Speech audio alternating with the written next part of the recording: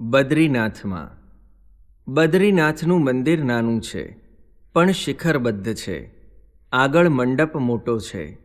આ ધામમાં શ્રી નરનારાયણજીની ચતુર્ભુજ મૂર્તિઓ શાલિગ્રામના પથ્થરમાંથી કોતરીને બનાવેલી છે. મૂર્તિઓ ધ્યાનમગ્ન અને બિડાયેલા નેત્રની સુંદર અને આકર્ષક છે. મૂર્તિઓને સુંદર આભૂષણો ધરાવાય છે.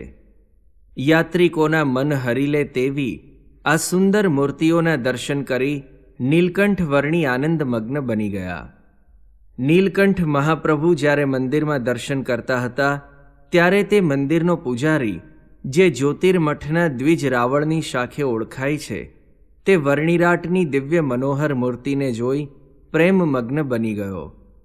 તેણે ઘણા યાત્રિકોને, ઋષિઓને, મહાત્માઓને અહીં દર્શન કરવા આવતા જોયા હતા, પરંતુ તે કોઈનાય સ્વરૂપમાં તેની ચિત્તવૃત્તિ આવી આકર્ષાઈ ન હતી. અનિમિષ દ્રષ્ટિએ તે વર્ણિરાટના દર્શન કરતો જ રહ્યો. તેના અંતરમાં અપાર શાંતિ થઈ ગઈ. કંકુ અને ગુલાલથી અંકિત થયેલું મંદિરનું પ્રાંગણ આ નીલકંઠ વર્ણીના પાદ સ્પર્શથી પુનિત થઈ ગયું. તે પ્રાંગણમાં તેણે નીલકંઠ વર્ણીના ચરણારવિંદની છાપ જોઈ. તેમાં ઉર્ધ્વરેખા સહિત 16 ચિહ્નો તેણે સ્પષ્ટ જોયા. તેને લાગ્યું કે સાક્ષાત નારાયણ તેની પૂજા ભક્તિથી પ્રસન્ન થઈ આજે તેને દર્શન દેવા પધાર્યા છે. થોડી વારે જ્યારે તે સ્વસ્થ થયો ત્યારે તેણે હાથ જોડીને વર્ણીને પૂછ્યું, પ્રભુ, આપ ક્યાંથી પધારો છો? આપનું શુભ નામ શું છે? વર્ણી તેનો ભાવ જોઈ મંદ મંદ હસવા લાગ્યા. તેમના મધુર સ્મિતમાં પૂજારીને પ્રેમ દેખાયો. તે ફરી હાથ જોડી બોલવા લાગ્યો, અહો મહાપ્રભુ, આપ સાક્ષાત નારાયણ હો તેવું મને લાગે છે. આપ અત્રે પધાર્યા અને અમારા અંતરમાં અપાર શાંતિ થઈ ગઈ. અહીં ઘણા યાત્રિકો આવે છે, પણ આપ સમાન હજુ સુધી મેં કોઈ જોયા નથી.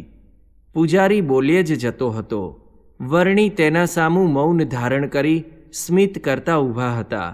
ફરી પૂજારીએ શરૂ કર્યું, હું જાણું છું, મોટા પુરુષ પોતાની મેળે પોતાનું સ્વરૂપ કહેતા નથી, પણ મારા અંતરમાં અજવાળું થયું છે, એટલે હવે આપનું સ્વરૂપ ઢાંક્યું રહેશે નહીં. પૂજારીનો આવો ભાવ જોઈ વર્ણીએ તેને કહ્યું, જાત્રા નિમિત્તે નીકળી પૂરબ દેશમાંથી અમે અહીં દર્શન કરવા આવ્યા છીએ. પૂજારીએ આ સાંભળી તરત જ તેમના 2 હાથ પકડી લીધા અને બોલ્યા, મોટા પુરુષની રીત તો પોતાનું સ્વરૂપ છુપાવવાની જ હોય છે. તેમના એવા ભાવમાં જ તેમના સાચા સ્વરૂપનું દર્શન થાય છે. હવે હું તમને અહીંથી જવા દઈશ નહીં. પૂજારીનો બહુ જ આગ્રહ જોઈ વર્ણીએ ત્યાં રહેવા કબૂલ્યું. પૂજારી રોજ પ્રેમથી વર્ણીને નરનારાયણનો થાળ જમાડતા. બધું જ ભેગું કરી તેમાં પાણી નાખીને જમવાની વર્ણીની રીત જોઈ તેને આશ્ચર્ય થતું. પૂજારી ક્યારેક પૂછતા, આમ કેમ જમો છો? ત્યારે વર્ણી હસતા હસતા કહેતા, અન્ન તો પ્રાણના આધાર માટે છે, સ્વાદ માટે નથી. સાચા સાધુ કે ભક્તે સ્વાદ તો ભગવાનની મૂર્તિનો જ લેવો જોઈએ.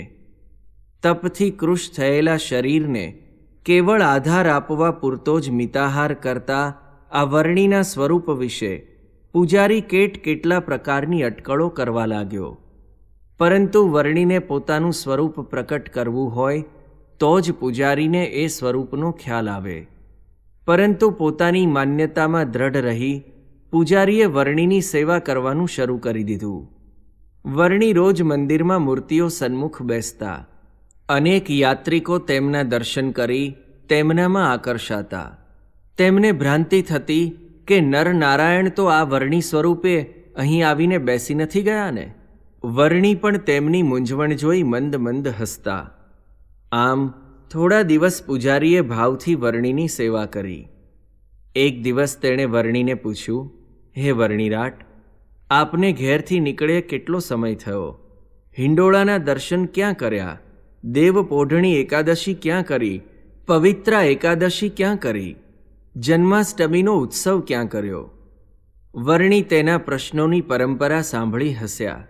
પછી બોલ્યા, અમારો સ્વભાવ તો ગોદોહન માત્ર એક ઠેકાણે રહીએ તેવો નથી. છતાં તમારો ભાવ છે એટલે અમે અહીં રહ્યા છીએ. એટલું કહી વળી વર્ણિરાટ તે પૂજારી સામું જોઈ રહ્યા. તેની અનિમિષ દ્રષ્ટિમાં તેનો પ્રેમ તેમણે જોયો એટલે ફરી બોલ્યા, અમારી ત્યાગીઓની વાત ગુપ્ત હોય છે, પરંતુ તમને મારા જાણીને કહું છું. અમે સરયુ તરીને અમરપુર આવ્યા. નિયમની એકાદશીને દિવસે ત્યાંથી ચાલ્યા અને નારદ વનમાં આવ્યા. ત્યાં હિંડોળાના દિવસો ચાલતા હતા.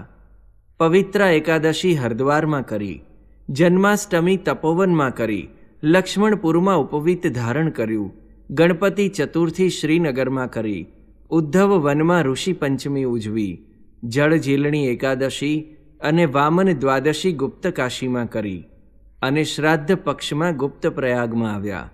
કેદારનાથમાં રહ્યા, શ્રાદ્ધ પક્ષ ત્યાં જ પૂરું કર્યું. નવરાત્રિ માર્ગમાં કરી અને 9મે દિવસે અમે અહીં આવ્યા. અહીં તમારી સાથે જ માણેકઠારી પૂનમનો ઉત્સવ કર્યો, અને હવે તમારો ભાવ છે તેથી અન્નકૂટ સુધી અહીં રહેશું. નીલકંઠ વર્ણિના શબ્દમાંથી અમૃત ઝરતું હતું અને પૂજારી તેનું પાન કરતા હતા. તેમની આંખમાંથી અશ્રુની ધારા ચાલી જતી હતી.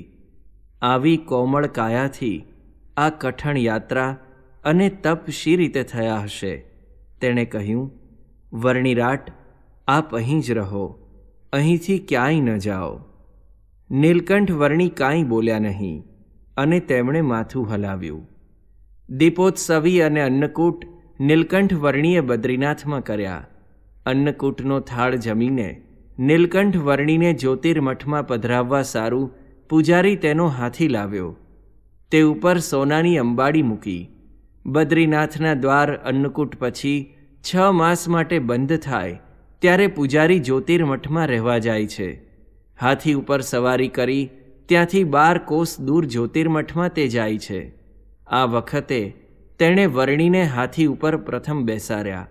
તેમની પાછળ તે બેઠા અને સુવર્ણના 2 ચામર વડે વર્ણિને ચામર ઢોળવા લાગ્યા.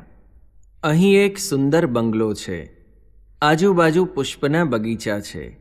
અહીં વર્ણિનું તેણે સ્વાગત કર્યું અને એક સુંદર આસન ઉપર પધરાવ્યા. પછી હાથ જોડી કહ્યું, પ્રભુ, આ બંગલો આપને હું અર્પણ કરું છું. આપ હવે સદા અહીં જ રહો. પરંતુ વર્ણિને ક્યાં આ લોકની કોઈ સંપત્તિ ખપતી હતી. તેમણે તરત જ કહ્યું, તમારો ભાવ હતો તે અમે પૂરો કર્યો. તમે જે માગ્યું તે અમે આપ્યું.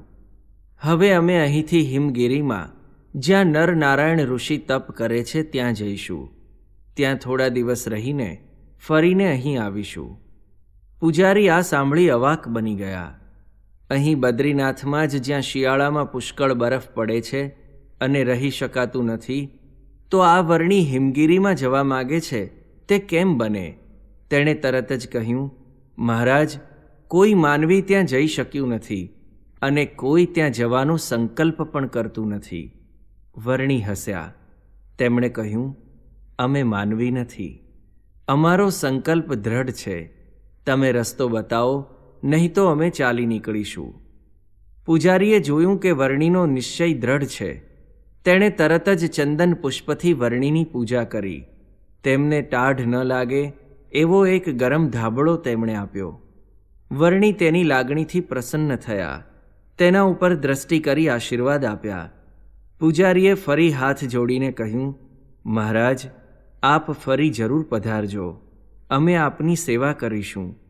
તમે સાક્ષાત નારાયણ છો, નહીં તો મૃત્યુના મુખમાં કોઈ પગ મૂકે નહીં.